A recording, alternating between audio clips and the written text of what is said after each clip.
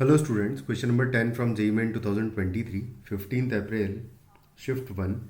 The question is, let A1, A2 be two arithmetic means and G1, G2, G3 be three geometric means of two distinct positive numbers.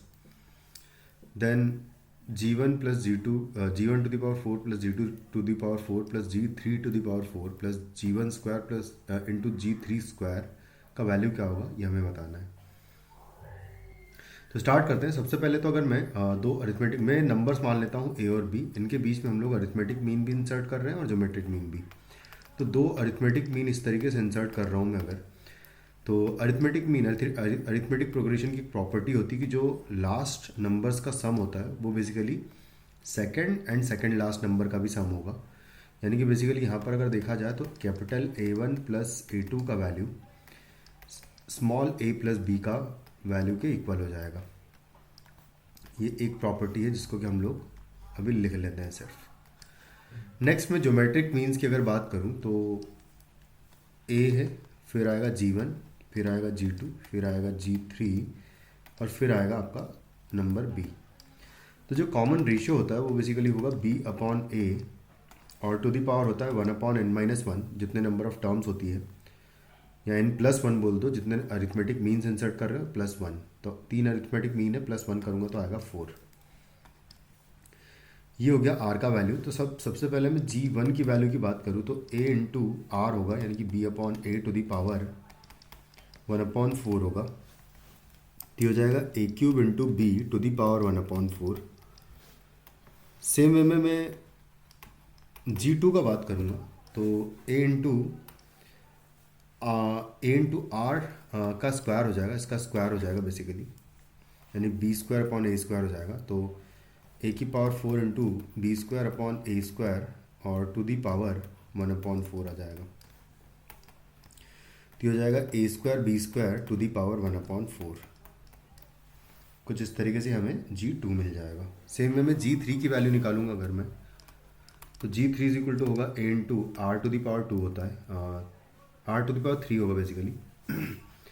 तो are to the power 3 यानी कि B upon A to the power 3/4 हो जाएगा basically.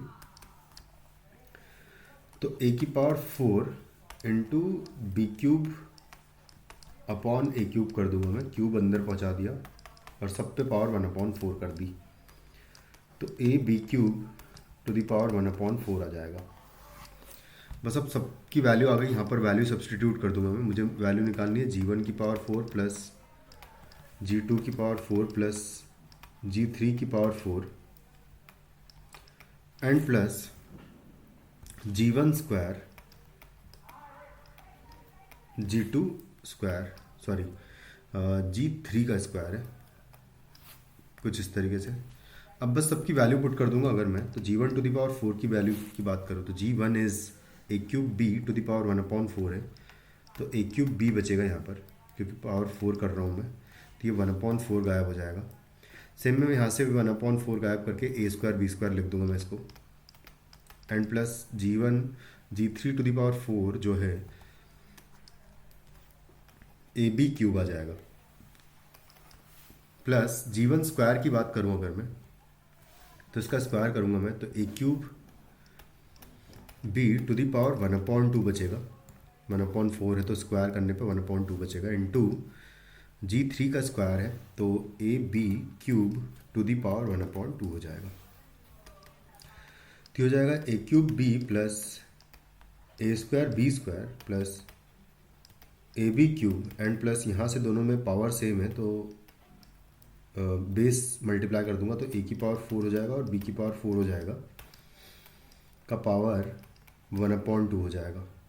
तो ये ए square B square बचेगा, तो यहाँ से आ जाएगा A cube B plus A square B square already एक और है, और यहाँ ए बी क्यूब आएगा एंड प्लस आएगा ए स्क्वायर बी स्क्वायर। तो हो जाएगा A cube B plus 2 A square B square plus आएगा ए बी क्यूब। यहाँ से ए इंटू बी अगर कॉमन लूँगा तो बचेगा A square plus 2ab plus B square.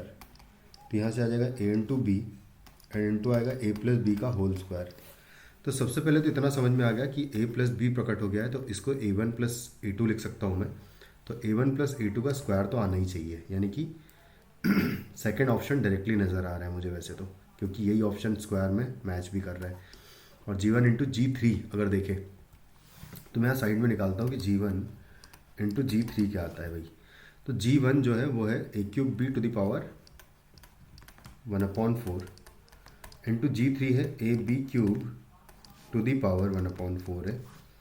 तो यहाँ हो जाएगा a⁴ into b⁴ to basically ये a इंटू बी आ भी रहा है, तो करेक्ट है। यहाँ से आ जाएगा ये g1 g3 और इंटू आ जाएगा a1 plus a2 to the power 2। तो हमारा जो ऑप्शन है वो सेकंड ऑप्शन मैच करेगा। Thank you.